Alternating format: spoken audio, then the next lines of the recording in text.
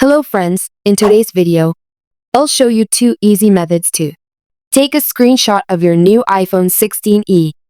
Let's get started. The first method is to using buttons. To take a screenshot, press the volume up and power buttons together. Some common mistakes people make. 1. Pressing the volume up button first, and then pressing the power button. Too late. This won't take a screenshot. 2. Pressing only the power button will trigger Siri or Apple Intelligence. So, make sure to press both buttons at the same time to capture the screen.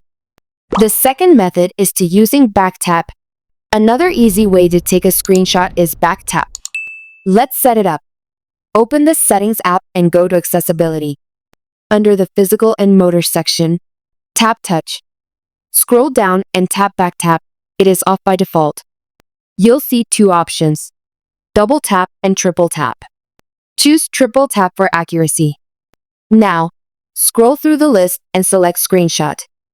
Once set up, tap your iPhone's back 3 times, and your phone will take a screenshot automatically. It will be saved in the Photos app. If you ever want to disable the back tap screenshot, you can go back to the settings and disable it.